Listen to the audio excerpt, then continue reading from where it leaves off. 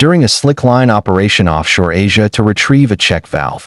A high-pressure gas leak occurred when both the stuffing box and the slickline BOP ram failed almost simultaneously. The PCE, pressure control equipment, was overdue for certification, and the secondary sealing system was not installed. The supervisor was absent during the critical pressure transition.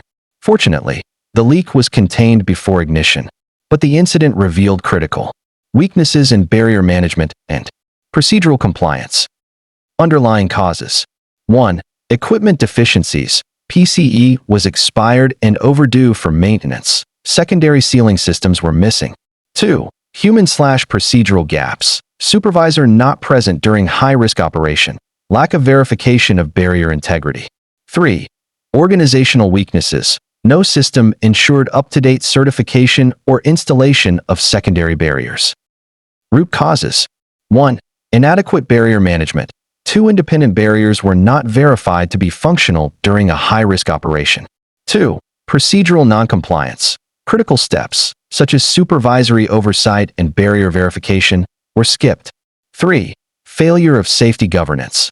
Lack of rigorous processes for ensuring maintenance and operational readiness of critical pressure control equipment. Barriers, deep analysis. Physical barriers.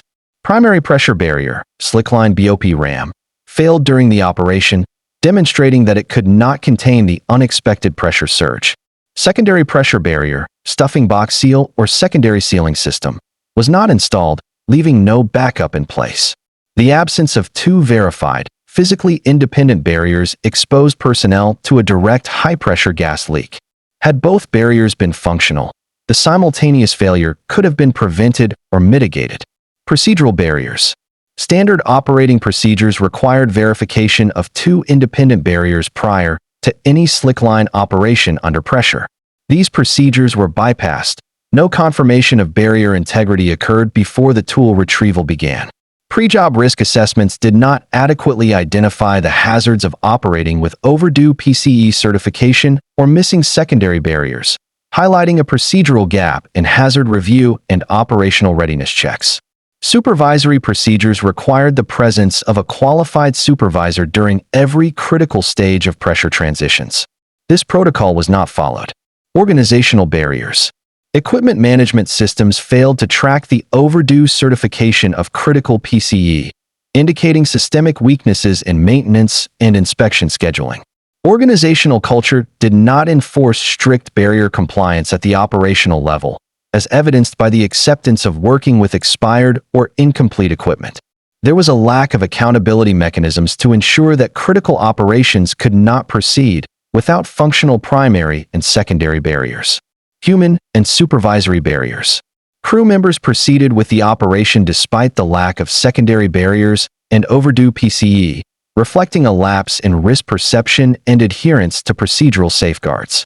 Supervisory absence during the high-risk phase removed a critical layer of human verification, guidance, and intervention. The operation relied on trust rather than verification, meaning that human oversight failed to catch multiple errors before escalation. Status of barriers. Physical barriers. Both primary and secondary failed. Procedural barriers. Verification, pre-job checks, supervisory presence failed. Organizational barriers. Maintenance tracking, barrier enforcement failed. Human/supervisory barriers. Absent or non-functional failed.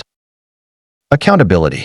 Crew members. Partial accountability. They continued the slickline operation despite the absence of a secondary barrier and the overdue certification of the primary pressure control equipment, indicating a lapse in procedural compliance and risk judgment. Supervisor. High accountability. The supervisor was not physically present during the critical stage of the pressure transition, removing a key human verification layer and oversight that could have prevented or mitigated the incident. Organization. High accountability. The company failed to enforce barrier verification procedures, maintain pressure control equipment certifications, or ensure supervisory oversight. The systemic weaknesses in barrier management and procedural compliance were central to the near-miss event. Lessons learned. 1. Always maintain 2 verified, independent barriers when performing slickline operations under pressure. No operation should proceed with a single or unverified barrier. 2.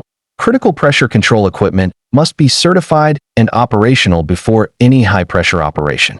Expired or overdue equipment must never be used. 3. Supervisory presence is mandatory during every critical stage of pressure transitions to enforce safe work practices, verify barriers, and intervene if hazards arise. 4.